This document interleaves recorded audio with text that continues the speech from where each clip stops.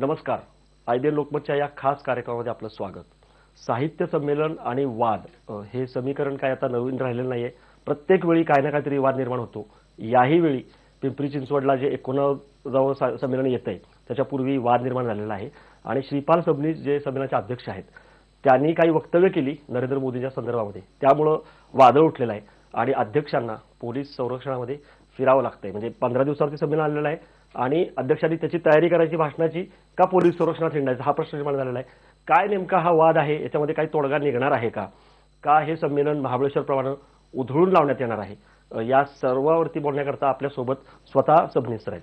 Sir नमस्कार. नमस्कार. मी जसं म्हणालो की म्हणजे कालच तुम्हाला धमक्या आल्या, अगदी हातपाय तोडू जिवे मारू अशा धमक्या आल्या आणि कुणीही अशा धमक्या आल्यानंतर हडबडून जाणं स्वाभाविक आहे किंवा कुटुंबीय.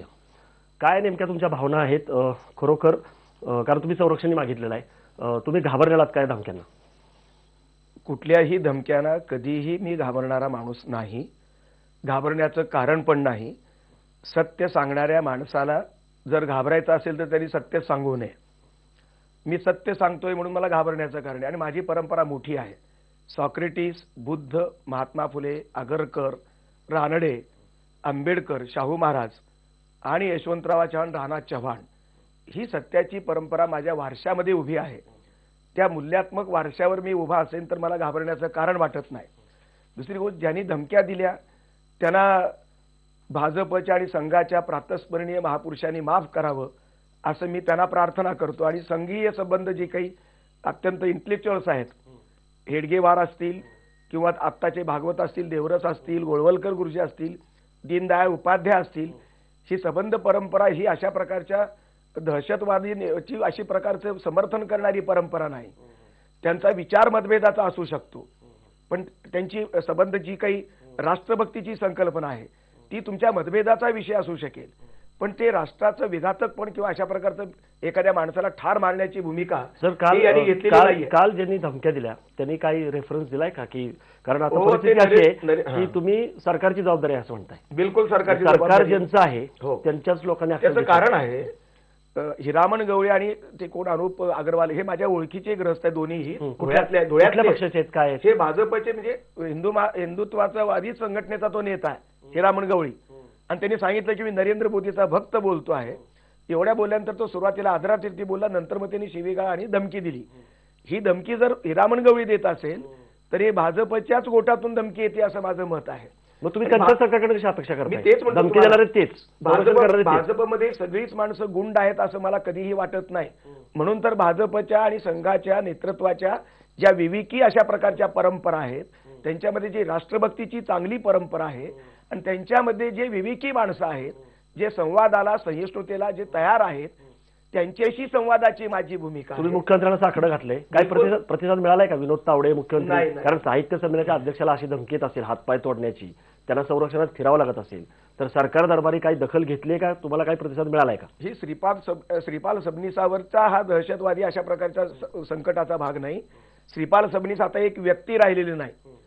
महाराष्ट्राच्या आणि देशाच्या घटनेच्या संबंध परंपरेनुसार या ठिकाणी जी लोकशाही पद्धतीने निवड प्रक्रियेतून मी निवडून आलेलो आहे आणि महाराष्ट्राच्या 11 कोटीचं प्रतिनिधित्व करणारा मी अध्यक्ष असेल तर आता त्या अध्यक्षपदाला पदावर असणाऱ्या अपेक्षा आहे की प्रतिसाद द्यायला पाहिजे. सरकारने ताबडतोब द्यायला पाहिजे. दिलेलं नाहीये.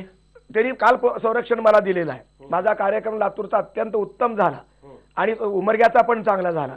काही लोकांनी त्याला निषेध केला, त्याला ते स्वातंत्र्य ठाम आहात सर. सगळ्यात माझ्या भूमिकेवर ठाम आहे, कारण माझी भूमिका माफी मागणार नाही मोदींची किंवा कशासाठी मागायची. कशासाठी? मी मोदींचा कंडिशनल गौरव केला.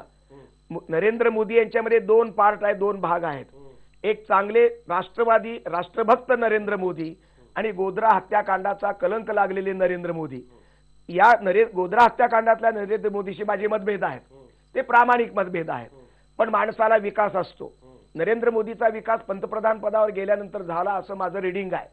गेल्या 3 वर्षामध्ये मी किसरीमच्या संबंध दिवाळी अंकामध्ये सलग नरेंद्र मोदीचं सामर्थ्य आणि नरेंद्र मोदींच्या मर्यादा पुराव्यासह मांडल्या. त्याचे हे पुरावे आहेत, हे अंक मी आपल्याला दाखवतोय, वेगवेगळ्या अंकामध्ये लिहिले. हे 3 वर्ष सतत मी लिहिलेलं आहे. सर तुमची भावना जी आहे ती काळजीपोटी, कुठल्याही सुज्ञ माणसाने जर तुमचं नीट विधान काळजीपोटी मी बोललो. सर आक्षेप तुमच्या भाषेला, आक्षेप तुमच्या टोनला होता. म्हणजे तुम्ही सुद्धा अध्यक्षात एरवी श्रीपाल सबनीस यांनी जर वक्तव्य केलं असतं तर कदाचित झालं नसतं, कदाचित मागं झालं आता नसतं. संमेलन अध्यक्ष असं विरोध लागले त्यांच्याही पाठीमागं पंतप्रधान असं विरोध लागले. तुम्ही एकेरी बोललात, आदरार्थी बोलला नाहीत आणि अद्वैतजी, मला बोलू दे. बोमलत फिरतोय असं जे काय होतं, काय म्हणणं आहे तुमचं? म्हणजे तुम्ही अनादर केलाय का? नाही माझ्या मनामध्ये निश्चित ते सगळं भाषण एकदा तुम्ही ऐका, नरेंद्र मोदी ऐकावं त्यांनी, बरोबर आहे, माझ्याशी ते चर्चा ऐकलंय. किंवा पण त्यांच्या काय? प्रतिनिधीने पण तुम्हाला ऐकावं. असं वाटतं का तुमची शब्दांची निवड चुकली, टोन चुकला, भाषा चुकली? मी भाषा माझी जन्मतात आहे. मी मराठवाड्यातल्या एका खेड्यातला माणूस आहे. आमच्याकडे मी स्वतः म्हणतो की फुले, आंबेडकर, शाहू यांचा विचार मी घेऊन बोंबलत सगळ्या महाराष्ट्रात फिरतो असं मी नेहमी म्हणतो. पण पंतप्रधान बोमलत फिरतायत. पंतप्रधान काय बोंबलतायत पंतप्रधान? हेच त्याचा कंटेंट कोणता? मी पंतप्रधान तेच म्हणतोय गांधींचं नाव घेतात. मी तेच म्हणतोय की बुद्धाचं तुमची नाव भावना घेतात. योग्य असेल, भावना 100% योग्य आहे, आशय 100% शब्द योग्य आहे. खटकले. शब्द लोकांना इथे पण पुण्यात त्याबद्दल तुम्हाला थोडंसं वाटतंय का की बाबा माझं थोडं चुकलं कदाचित नसलं तर चाललं असतं ते, पण माझी भाषाच ती कदाचित असते. मराठवाड्याचा तुम्ही म्हटला गुणधर्म आहे त्या हो, भाषेचा, मराठी पण मातीचा, पुणे मुंबईच्या लोकांना मराठवाड्याच्या बोलीमधली ती भाषा आहे आणि मी एकटा वापरत नाही. काल शहाजंदेने सुद्धा लातूरच्या कार्यक्रमात प्रास्ताविकात ती भाषा वापरली. हे वापरणं योग्य की अयोग्य याच्याबद्दल मतभेद किंवा होऊ शकतात. मध्यंतरी बराक तरी- ओबामा आले होते हो. आणि मोदी बराक असं म्हणत होते, तेही लोकांना खटकलं एकेरी आहे ना होते, होतं. पण- तुम्ही त्यांच्यापासून प्रेरणा नाही घेतली ना? माझं काय म्हणणं की जी भाषा उरात उपजत आहे तेव्हा प्रेरणा घेण्याचा प्रश्न नाही. जर स्वतः मोदी जर बराक म्हणून एकेरी बोलत असतील आणि मी राष्ट्रप्रेमाच्या कवळ्यापुढची किंवा जीवाची भीती त्यांना जी आहे किंवा मोदींचा किंवा पंतप्रधानाचा जीव जाऊ नये आणि त्यांनी जे धाडस केलं त्यामुळे तुम्हाला असं वाटत त्यामुळे नाही? ते अत्यंत राष्ट्रप्रेमाचे साक्ष त्यामुळे आहे. तुम्ही भाषेबद्दल शब्दाबद्दलही तुम्हाला खंत मला नाहीये? चूक वाटत नाही अद्वैत. त्याचं कारण समजून घ्या आपण की माणूस ज्या भाषेत ओरिजिनल त्या भाषेमध्ये त्यांनी शिवी दिली का ओवी गायली हा प्रश्न मला विचारा तुम्ही. आणि ओवी जर गायली असेल तर तुम्ही हे मतभेद व्यक्त करू नका. अशा प्रकारचा कुठले माझे बरोबर. पुतळे जाऊन पण योग्य नाही. बरोबर. पण मी जर ओवी गायली त्यांचा गौरव केला असेल बरोबर. तर मग कशासाठी? तुमचं नाही की आणि समजून जर- घ्या. एक मिनिट हां. मोदींना जर मी त्याच्यामध्ये कुठल्याही प्रकारे जर दूषण दिलं असेल, त्यांचा अवमान केला असेल तर मला फासावर लटकावा, मी जाहीरपणे आव्हान देतो. पण हे चर्चा करण्यासाठी भाजपमधले, संघामधले तुमचे काय माधव भंडारी सारखे माणसं, केशव उपाध्ये ते सारखे असं माणसं- म्हणतायत की साहित्यिकांनी जरा मला राजकारण बोलू तुमचा द्या ट्रॅक जरा. चुकलाय. ते काय म्हणतायत? अद्वैतजी मला बोलू द्या. सबनीसांनी- अशी चांगली माणसं, बुद्धिमान माणसं माझ्याशी चर्चा करू द्या. मी चर्चेला, संवादाला तयार बरोबर आहे, आहे. बरोबर आहे. पण- त्यांच्या घरी जायला तयार आहे, त्यांच्या ऑफिसमध्ये संवादाची माझी पण भूमिका आहे. हे जे म्हणतायत भंडारी की साहित्यिक आहेत, साहित्यावरती बोला, राजकारणावरती बोलू नका. अहो, साहित्याचा विषय काय पंतप्रधान होत नाही का? साहित्य का आभाळातून पडतं का? असं का? साहित्याची संकल्पना जरा समजून घ्या. मी राजकारणी लोकांना दोष देणार नाही. यशवंतराव चव्हाणापासून शरद पवारांचे पर्यंतचे माणसं आणि मोदी सुद्धा राजकारणी आणि अटल बिहारी राजकारणी असून ते कविता लिहित होते. आणि राजकारणी माणूस, राजकारण हे साहित्याच्या बाहेरचा विषय नसतो कधीच, आणि मी ठेवणार नाही. मी शेतकऱ्याचा प्रश्न असेल, तो पंतप्रधानाच्या जीवाचा प्रश्न असेल. आणि आता उद्घाटनालाच मुख्यमंत्री आहेत, शरद पवार आहेत, सगळेच आहेत समारोपाला ना हो. गडकरी आहेत, तावडे आहेत. ह्याचा साहित्याचा संबंध नाही तर मी यांना बोलवलं कसं जातं? मग माझं म्हणणं की साहित्याचा राजकारणाचा संबंध आहे. राजकारणी माणसं त्यांचा विटाळ मानण्याची गरज नाही. साहित्यिकांनी भूमिका घेतली पाहिजे घेतली असंही पाहिजे. म्हटलं जातं आणि घेतली तर आक्षेप घेतला जातो. मी असं दुटप्पीपणा भूमिका घेतलीच पाहिजे. हा दुट्टिप्पीपणा काही प्रमाणात मीडियामध्ये आहे, काही प्रमाणात समाजामध्ये आहे, आणि हा दुट्टिप्पीपणाचा मला राग आहे, मला जमणार नाही. मी सरळ मोकळा ढोकळा माणूस आहे मी. सर, असंही म्हटलं जातं की म्हणजे तुम्हाला साहित्य संमेलन तोंडावरती असं म्हणण्याची गरज काय होती? तुम्ही स्टंट केलाय का? तुम्हाला हिरो बनायचा का? असंही विरोधक विचारतायत. जीवावर बेतावं स्वतःचं कुटुंब संबंध, त्या बंदुकीच्या नोकवर दाभोळकरांच्या आणि पानसरेंच्या परंपरेत संबंध माझा आपला जीव जाताना दिसावा अशी काही हौस असते कुणाला? गेली 30 वर्ष मी हे सत्य मांडतोय. संवाद आणि संघर्ष, सामर्थ्य आणि मर्यादा ही माझ्या अभ्यासाची हे सूत्र आहेत दोन. अद्वैतचं बरोबर काय आणि चूक काय, नरेंद्र मोदीचं चांगलं काय आणि वाईट काय. उत्स्फूर्त बोलला तुम्ही, उत्स्फूर्तपणे बोललो स्टंट किंवा असं काहीतरी एक हे व्हावं, वाद्य त्याच व्हावं. दिवशी बोललो नाही. या लेखामध्ये किसरीमच्या लेखात बघा, पुणे पोस्ट मध्ये नाही, पण आता तुम्ही सगळीकडे अध्यक्ष बोललोय मी. अध्यक्ष आलाय म्हणून विचारतो. अध्यक्ष झाल्यावर सुद्धा महाराष्ट्रामध्ये सगळीकडे फिरत असताना हा मुद्दा मी घेतला. त्यावेळेस तो संदर्भ फक्त पाकिस्तानचा नव्हता. बरोबर. नरेंद्र मोदीच्या राष्ट्रवादी त्यांच्या भूमिकेचं, बुद्ध आणि गांधींचं जे नरेंद्र मोदी ते स्वीकार करतात, परराष्ट्रामध्ये सगळे ते मांडतात, ते भारताच्या स्वातंत्र्याच्या रक्षणापोटी मांडतोय. आणि त्याच राष्ट्रीय प्रेमापोटी नरेंद्र मोदी पाकिस्तानमध्ये धोक्यामध्ये जीव घालून ते गेले. याचा मला गौरव वाटतो, मला काळजी वाटते माझ्या पंतप्रधानाची. भाजपच्या लोकांचा पक्षीय क्लेम असेल, माझा नरेंद्र मोदीवरती जो क्लेम आहे खुला आव्हान तो देताय राष्ट्रवादी आहे. की खुला आव्हान देताय, चर्चा करा, संवाद बिलकुल करा. खुला आव्हान, संवाद. मी विनम्रपणे सांगतोय, माझं कधी कधी टोन मुळे बिघाड होतोय माझ्या भाषेमध्ये, थोडी आक्रमकता लोक मला म्हणतात. ती आक्रमकता मी कमी करण्यास तयार आहे संवादासाठी. बरोबर. कारण माझ्या दृष्टीने पण भूमिकेवर ठाम आहात. आक्रमकता कमी कराल, पण त्याचं भूमिकेवर कारण ठाम आहात. संवाद संघर्षवादी भूमिका आहे. त्याचं कारण सामर्थ्य आणि मर्यादावर आधारलेली माझी सेक्युलर भूमिका आहे. पण सर, म्हणून भाजपच्या आणि संघाच्या विवेकी लोकांनी माझ्याशी चर्चेला यावं. तुम्ही आव्हान मला केलेलं बोलवा, आहे. मी येतो. आपण आव्हान करू की चर्चा रामदास करा, आठवलेंची पण मी चर्चा मार्ग करायला निघू तयार शकतो, मार्ग निघू शकतो. का नाही निघणार? असं काय होऊ शकतं की तुम्ही असं म्हणाल का की माझ्या बोलण्याचा गैरसमज निर्माण झाला, विपर्यास झाला आणि जर कुणाच्या भावना दुखावल्या असतील तर मी दिलगिरी मागतो, असं तुम्ही काय करणार नाही? दिलगिरी मी मागणार नाही. आणि म्हणायचंच असेल नरेंद्र मोदींनी माझं भाषण ऐकावं, मला 5 मिनिटाचा वेळ द्यावा. नरेंद्र मोदी जर म्हणतील की सबनीस मला तुम्ही इथे दोषी ठरवलेला आहे, तुमचा निष्कर्ष बरोबर नाही, तुमची भाषा चुकीची, तुमचा कंटेंटही चुकीचा, जर हे नरेंद्र मोदी साहेबांनी जर मला म्हटलं तर मी जाहीरपणे सगळ्या राष्ट्राची माफी मागायला तयार आहे. मी दुसऱ्याची माफी मागणार नाही. कारण दुसऱ्याचं आकलन चुकीचं आहे, दुसऱ्यांचे मुद्दे चुकीचे आहेत. 2 वाक्य उचलताना तुम्ही ते सांगता भाषात, आणि भाषेचा मुद्दा एक संमेलनाच्या अध्यक्षाच्या काय मरणाचा मुद्दा होऊ शकतो का? दाभोळकरांच्या पानसरेंच्या वाटेनं तुम्ही मला पाठवणार आहात का?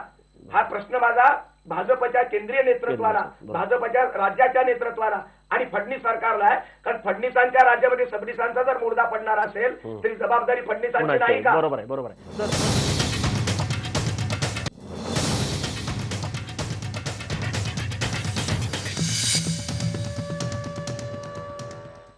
सर, पण याची किंमत जर तुम्हाला चुकवावी लागली, आनंद यादव यांना त्या पद्धतीनं संमेलनामध्ये भाग घेऊ दिला नाही आणि महाबळेश्वरचं संमेलन हे अध्यक्षांच्या विना झालं. आताही तीच भाषा आहे.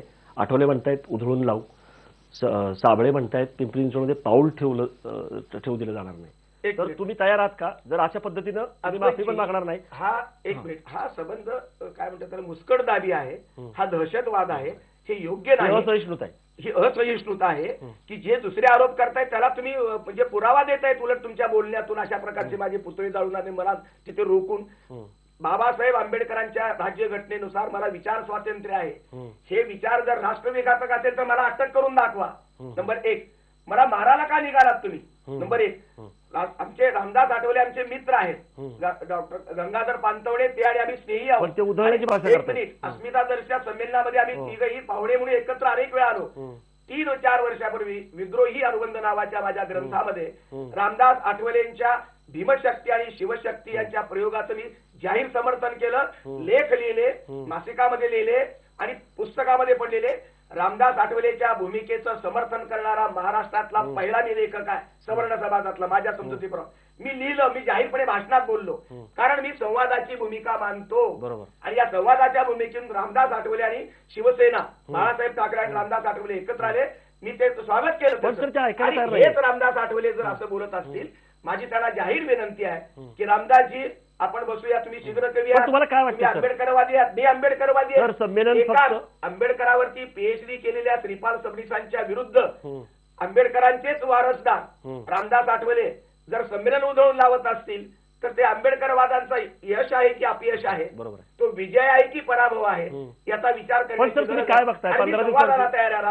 15 दिवसावरती संमेलन आलेलं आहे आणि जर अशा पद्धतीनं उधळून लावू, पाऊल ठेवू देणार नाही, तुमचा आनंद यादव होईल असं तुम्हाला नाही होणार? माझा आनंद यादव, तुम्ही जाणार संमेलनामध्ये? जाणार संमेलनाला. माझं सत्य आणि माझ्या मोदीचं प्रेम, राष्ट्रभक्ती, फुले आंबेडकरांची भूमिका, संतांची भूमिका, सेक्युलर भूमिका, हे सगळं माझं संचित आहे 30 वर्षाचं. आणि महाराष्ट्र एवढा वेडा माणूस नाहीये, वेडा नाहीये. महाराष्ट्राची संबंध संस्कृती प्रगल्भ आहे, विवेकी परंपरा पण आमच्याकडे आहे. जसं 1-2-4 वाक्यावरती विपर्यास करण्याची जशी परंपरा आहे, तसं समन्वयाची, संवादाची भूमिका समजून घेण्याचा सहिष्णू महाराष्ट्र आहे. आज मी लोकसत्तेचा गौरव करतो. मी आजच्या पहिल्या पानावरती अत्यंत बॅलन्स लातूरची सगळी बातमी आलेली आहे. कालच्या अग्रलेखामध्ये आम्हाला त्यांनी शशिपाल ठरवलं. ठीक आहे, स्वागत आहे. तुमची भूमिका तशी असेल तर मी कुबेरांशी सुद्धा माझी संवादाची तयारी आहे. मी विनम्रपणे सांगतो, विनंती करतो लोकसत्तेच्या संपादकांना की त्यांनी मला बोलवलं तरी मी तिथं जायला अर्धा तास चहा द्या, माझ्याशी बोला. आपलं जर समाधान झालं तर ते 5 अग्रलेख माझ्यावर. सर, आज तुमच्या अजून कोण उभा करायला नाही साहित्यिक, म्हणजे तुम्हाला खंत आहे का की माजी संमेलनाध्यक्ष असतील किंवा काही साहित्यिक असतील त्यांनी भूमिका घ्यायला पाहिजे?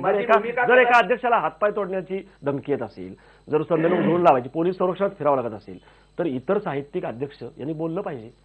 अद्वैतजी, याच्याबद्दल मला फार काही सांगता येणार आहे. याचं कारण लेखकामध्ये आणि यांच्यामध्ये काही मतभेदही असू शकतात. किंवा माझी भूमिका त्यांना पटते नसेल, पण ते बोलायला तयार नाही. आणि ही भूमिका घ्यायला पाहिजे की तुम्ही त्या बाजूचे आहेत की या बाजूचे, समाजाच्या बाजूचे तुम्ही आहात की कुणीच नाही, नाही. माझा कंटेन हा चुकीचा आहे का बरोबर आहे, काळजीपोटी हे बोलायला कोणी. काळजीपोटी पण तुम्हाला कुणी फोन केला नाही? अरे महाराष्ट्रातले शेकडो फोन आले, माझ्यावर विश्वास ठेवा. हम्म. मी शपथ घेऊन सांगतो, हम्म. पूर्ण सगळ्या संस्कृतीच्या संबंध संचित पण आहे. जाहीर भूमिका घ्यायला पाहिजे. जाहीर भूमिका घ्यायला पाहिजे, सगळ्यांनीच घ्यायला पाहिजे. प्रायव्हेट मध्ये फक्त फोन करून भागणार नाही. जर नाही, अनेकांनी फोन केले, सामान्य माणसांनी अधिक फोन केलेले आहे. बरोबर नाही, पण ज्यांनी भूमिका घ्यायला पाहिजे घ्यायला पाहिजे. त्यांनी घेतली तर ते अधिक अजून आले चांगलं. न घेतली तर माझं काही म्हणणं नाही, ठीक आहे. दाभोळकर पानसरेंच्या नंतर सबनीसांचा नंबर लागणार असेल तर महाराष्ट्राचं भवितव्य आणि महाराष्ट्राची परंपरा पाहून घेईल, मला त्याची फिकीर नाही आहे. पण मी सत्य आणि संवादाची आणि संघर्षाची अशी भूमिका घेऊन मी चाललोय.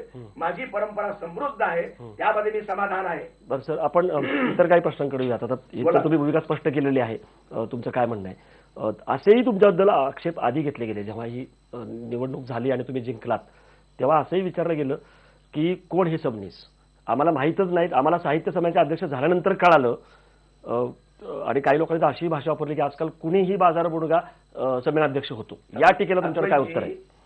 महामंडळ, साहित्य महामंडळ हे प्रतिष्ठित महामंडळ आहे. गेली अनेक 88 वर्ष, 100 वर्षाची परंपरा, रानड्यापासूनची परंपरा आहे. सगळे आतापर्यंतचे अध्यक्ष जे आहेत ते याच परंपरेतून आणि याच प्रक्रियेतून अध्यक्ष झालेले आहेत. आणि सगळे जे काही मतदार आहेत हे काही वेडी माणसं नसतात, हे त्यांना किमान शहाणपण आहे, किमान त्यांचं वाचन असतं. हे माझ्याबद्दल जर बोलला असेल तर ते संबंध त्या मतदारांचा आणि महाराष्ट्राच्या वैचारिक परंपरेचा आणि संस्कृतीचा तो अवमान असतो. ज्यांना अवमान हे जाणीवपूर्वक करायचं आहे त्यांना त्यांची भूमिका लकलाभ असो.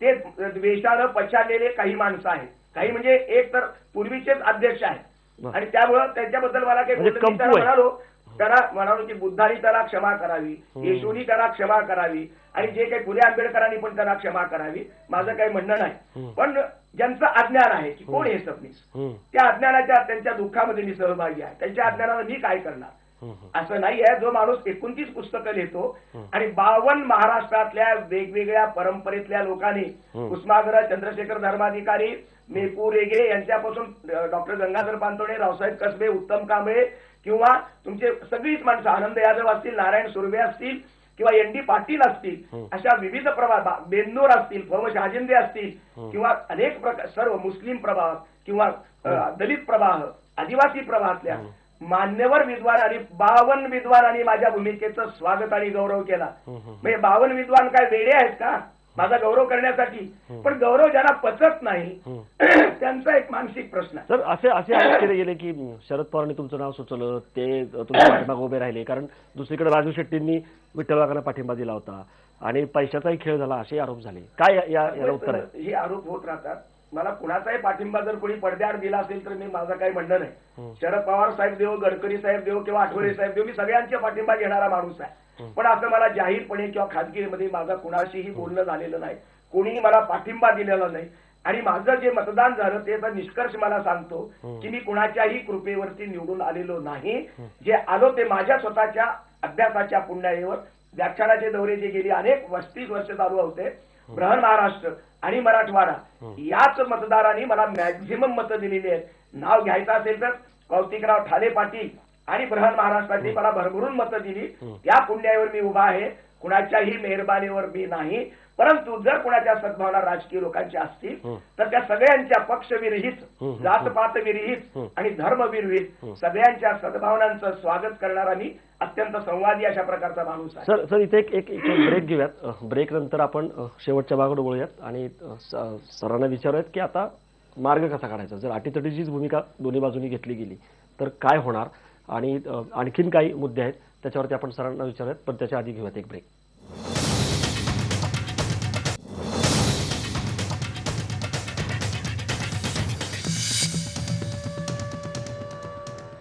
ब्रेक नंतर स्वागत आहे. श्रीपाल सबनीस सर यांच्याशी आपण संवाद साधतोय. ते भूमिकेवरती ठाम आहेत.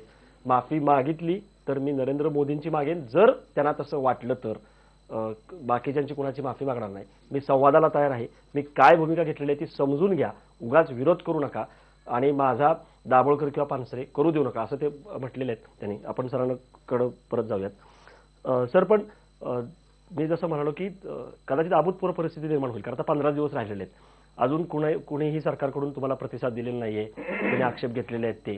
आणि एकंदरीत आपण बघतो की अशा वेळी संमेलन उधळून लावणं, अशा पद्धतीनं एक हाणामारी करणं वगैरे असे प्रकार घडलेले आहेत. असं काही झालं तर ते दुर्दैवच ठरेल. त्यामुळं तुम्ही काय या टप्प्यावरती पुन्हा तुम्ही विचार करायला तयार आहात का? जर तुम्हाला असं वाटतंय की माझे शब्द चुकले, माझा टोन चुकला, तर एक मध्यमार्ग काय निघू शकतो का? जी माझी मी सरळ भूमिका बोलतो. अहो, संवादाची भूमिका जो माणूस गेली 25 वर्षे घेतो आहे त्याची मागे तर तुम्ही नोंद घेतलेली, आता तरी घ्या. आणि मी जाहीरपणे सांगतो आहे की भाजप आणि संघीय परंपरेमध्ये अभ्यासू, चारित्र्य संपन्न आणि समजावून घेणारी आणि सहिष्णुता बाळगण्याचा प्रयत्न करणारी अनेक विद्वान माणसं आहेत. मी नावं घेतोय. माधव भंडारी हा अभ्यासू माणूस आहे, अशी विनय सहस्रबुद्धे अभ्यासू आहेत, आणि तुमच्या केशव उपाध्याय तर सहिष्णुतेची भूमिकाच मांडलेली आहे. पण माधव भंडारी असो, विनय सहस्रबुद्धे असो, त्यांना नाही मिळत आहे काही स्थान, आपल्याला माहिती आहे. म्हणजे नाही, मी संवाद करायला कुठल्याही दोन भाजपची शहाणी माणसं माझ्याकडे पाठवा किंवा मला चहाला बोलवा. मी काही बहिष्कृत माणूस नाहीये. मी फुले आंबेडकरांचं नाव घेतो म्हणजे मी गुन्हा करत नाही. मी संतांचं पण नाव घेतो. पण सर, एकीकडे तुम्ही म्हणताय की मी कोणाला घाबरत नाही, कशाला आणि घाबरायचं? दुसरीकडे मग तुम्ही पोलीस संरक्षण मागताय. हा म्हणजे कुटुंबियांसाठी म्हणून काय म्हणजे नेमकं? म्हणजे मला मारून घालायचंय का? नाही मग तसं नाही म्हणत मी. म्हणजे मला असं म्हणायचं की म्हणजे तुम्ही एकीकडे म्हणताय की मी सत्य मी मानतो. घाबरून संरक्षण मागितलेलं नाही. माझा जीव वाचला पाहिजे कारण माझी संवाद संघर्षवादी भूमिका आणि सेक्युलर भूमिका महाराष्ट्राच्या कानाकोपऱ्यात मला पण हे कितपत योग्य आहे? एखादा साहित्यिक किंवा अध्यक्ष हा पोलीस संरक्षणात हिंडतोय, हे महाराष्ट्र सरकारची जबाबदारी आणि समाजाची जबाबदारी आहे. हा महाराष्ट्राची संस्कृती तुमची आहे, माझी एकट्याची नाही आहे. आणि मेला तर एकटा श्रीपाल सबनीस मरत नाही. महाराष्ट्राची संस्कृती, तुमचा विवेक आणि भाजपचं शहाणपण त्याच्यात मरणार आहे जर मी मेलो तर. कारण मी शंख करून सांगलेलो आहे की माझी भूमिका समजून घ्या. माझं भाषण, माझी मराठवाड्यातली बोली, माझं एकेरी बोलणं, माझे एकेरीचे शब्द आणि त्या शब्दातला मोदींवरच्या राष्ट्रभक्तीचा माझा हक्क आणि त्यांच्या जीवाची मला वाटलेली काळजी. बराक ओबामा जर तुमचे मोदी जर एकेरी शब्द बोलतात किंवा मी माझ्या आईला एकेरी बोलतो, माझ्या देवाला, ज्ञानेश्वराला, तुकारामाला, शिवाजी महाराजांना मी एकेरी जर बोलत असेल तर माझ्या तो जिव्हाळ्याचा प्रश्न आहे. तुम्ही समजून का घेत नाही माझी भाषा? मी खेड्यातला माणूस आहे. मी काही मुंबई पुण्यात जन्मलेला माणूस, सदाशिव पेठेत मी जन्माला आलेलो नाहीये. ही माझी भाषा आणि मधला कंटेंट जर चुकीचा असेल तर पुन्हा अद्वैत मी जाहीरपणे विनंती करतो महाराष्ट्राला, मला भर चौकामध्ये मुंबईच्या मंत्रालयासमोर मला फाशी द्या. बरोबर आहे, तुम्ही ठावा. नाही तर चर्चा करायला या, मला बोलवा, मी येतो. सर, या इंटरव्ह्यूच्या शेवटाकडे येतोय. तुमचं भाषण गाजणार आता साहित्य संमेलनातलं. माझी भूमिका फक्त महत्त्वाची मला वाटते. गाजणार त्या अर्थाने म्हणत नाही, कारण तुम्ही वेळोवेळी पुरस्कार वापसी, असहिष्णुता ह्याच्यावरती बोललेला आहात. एक मिनिट, संमेलनातलं भाषण महाराष्ट्रभर फिरून मी सगळीकडेच मांडलेलं आहे. बरोबर. माझं भाषण काय असं माझं म्हणणं आहे. साधारण अजून काही नवीन गोष्टी सांगणार आणि हे सगळं मला सांगायची भूमिका तिथे व्यासपीठ आहे मोठं आणि माझा तो हक्क आहे. अध्यक्षीय भाषणात सुद्धा तुम्ही या ज्या सगळ्या भूमिका घेतलेल्या आहेत, सगळे घेणार मी तिथे. असहिष्णुते विरोधात, पुरस्कार वापसी विरोधात, या गुंडगिरी विरोधात, कारण तिथं व्यासपीठावरती राजकारणी असणार आहेत, तिथं मुख्यमंत्री असणार आहेत, तिथेही तुम्ही अशी माझी संवाद आहे. राजकारणी लोकांना मी अस्पृश्य कधीही मानत नाही, मानलेलं नाही, मानणार नाही. पण राजकारणी लोकांना सुद्धा सामर्थ्य आहे आणि त्यांच्या मर्यादा असतात आणि सामर्थ्याशी मी संवाद करेन, मर्यादाशी मी संघर्ष करेन. त्यांच्या उपस्थितीवर तुम्ही अशीच भूमिका मांडणार? उपस्थितीचा प्रश्नच नाही. माझ्या भूमिकेचा तो गाभास आहे, माझा इलाज नाही त्याला. आणि ते मी माझ्यापेक्षा ते माझे सत्य महत्वाचं आणि सत्याची पाठीमागची परंपरा आहे हे मी नाही. महात्मा फुल्यांनी संवाद आणि संघर्ष केला, डॉक्टर बाबासाहेब आंबेडकरांनी संवाद आणि संघर्ष केला. येथे एकच सेकंदामध्ये फुल्यांनी ब्राह्मणशाहीचा विरोध केला, पण ब्राह्मण असलेल्या काशीबाईच्या मुलाचा, यशवंताचा स्वीकार दत्तक म्हणून मुलगा केला. ब्राह्मणाचा मुलगा दत्तक घेतला महात्मा फुल्यांनी आणि त्याला आपली सफेद प्रॉपर्टी मृत्यूपत्रात दिली. हा संवाद नाही का? भिड्याची शाळा महात्मा फुल्यांनी मुलींच्या ह्याच्यासाठी वापरली. भिडे आणि महात्मा फुले, ब्राह्मण आणि बहुजन, हा संवाद नाही का? बाबासाहेब आंबेडकरांच्या मनुस्मृती दहनामध्ये सहस्रबुद्धे नावाचा ब्राह्मण तो पानं देत होता जाळण्यासाठी. ब्राह्मण आणि आंबेडकर यांचा तो संवाद नाही का? तो संवाद मी पुढे घेऊन चाललोय, माझा वेगळा भाग नाहीये. सर, शेवटचा प्रश्न. या संमेलनापासून कदाचित एक असा नवीन पायंडा पडतोय की अध्यक्षांचं भाषण होईल, पण ते थोडंच होईल आणि त्याची मुलाखत घेतली जाईल. ऐकणार नाही, त्यांची मुलाखत घेतली जाईल. मी कुणाचंही ऐकत नाही. मला जो अधिकार आहे त्या अधिकारानुसार मी वागणार आहे आणि म्हणून मी राजकारण्यांना कुरगोडी करू देणार नाही तुम्ही? राजकीय कुरगोडी माझ्यावर होणार नाही, मी होऊ देत नाही. राजकारणी पण संबंध शरद पवार आहेत, फडणवीस आहेत, तुमचे विनोद तावडे माणसं काही वाईट मानण्याचं कारण नाही आणि ही कुरगुडी नाही करणार. पण आधीपासून सगळ्यांनी, अगदी पुलंपासून दुर्गाबाईंपासून सगळ्यांनी सांगितलं की त्यांचं स्थान जरूर आहे, पण पहिल्या रांगेत आहे. नाही, मला नाही वाटत. व्यासपीठावरती दुर्गाताईंच्या त्या भूमिकेशी मी सहमत नाही. राजकारण्यांचं स्थान कुठं असावं हे दुर्गाबाई भागवत नाही ठरवू शकत. राजकारण्यांचं स्थान जर जनतेच्या अंतःकरणामध्ये आहे, कोण ठरवणार सर? जनता ठरवते आणि साहित्यिक पण ठरवतो. रसिक नाही आहेत का? रसिकाला तुमच्या साहित्य व्यवहारामध्ये काही स्थान आहे की नाही? मी माझी भूमिका सांगतो की लोक माझे सांगाती म्हणणारे शरद पवार साहेब, यशवंतरावांचा कृष्णाकाठ असेल किंवा हे साहित्य लिहिणारं किंवा आत्मकथन न लिहिणारी सुद्धा जी रसिक माणसं प्रचंड संख्येनं आहेत आणि त्यांची ही भूमिका त्या माझ्या साहित्याच्या व्यासपीठावरती त्यांची संबंध राजकीय झूल बाजूला ठेवून जर येत असतील तर मी त्यांचं राजकीय जोडे स्वागत करतो, बाजूला मी पायगडात असतो त्यांच्यासाठी. सर, शेवटचा प्रश्न. बोला. संमेलन जे आहे ते उत्सवी होते, दिवसेंदिवस खर्चिक होते. काय वाईट आता आहे? आता सुद्धा सर, आणि 5-5 लाख रुपये तुम्हाला दिलेले आहेत, त्याच्याबद्दल पण आक्षेप घेतला जातोय. का बरं आक्षेप? एक मी लाख काय माझ्या घरच्यासाठी माझ्या चटणी भाकरीसाठी मी पैसे खर्च आधी करणार नाही. 1 लाख रुपये देत मी होतो. स्वागत करतो, अभिनंदन करतो. हे 5 लाख रुपये महाराष्ट्राच्या कानाकोपऱ्यामध्ये जिल्हा संमेलन होतील, आदिवासींचे मेळावे होतील किंवा भटक्यांचे मेळावे, साहित्य मेळावे केले जातील, मुस्लिम संमेलन केले जातील, ख्रिश्चन साहित्य संमेलन केले जातील, शेतकऱ्यांच्या पोरांच्या त्यांच्या कविता वाचनाचे कार्यक्रम केले जातील आणि तिथे ते 5 लाख रुपये आम्ही खर्च कार्यक्रम अशा पत्रिके कुटुंबासाठी ते पैसे देणार नाही. कार्यक्रम पत्रिकेवर तुम्ही खुश आहात का? आशा भोसले संगीत रजनी आहे, मी चेतन कार्यक्रम भगत यांची मुलाखत आहे. अधिकृत मी या ठिकाणी वाचली, माझ्याकडे अजून आलेली नाही. निमंत्रण देण्यासाठी 2 दिवस मी सारखा फिरतीवर आहे. त्यांनी मला निरोप दिलाय की तुम्ही केव्हा घरी आहात तेव्हा सांगा. स्वागताध्यक्ष डॉक्टर पाटील आणि सचिन इटकर हे निमंत्रण द्यायला मला येणार आहेत आणि त्यांचं स्वागत आहे.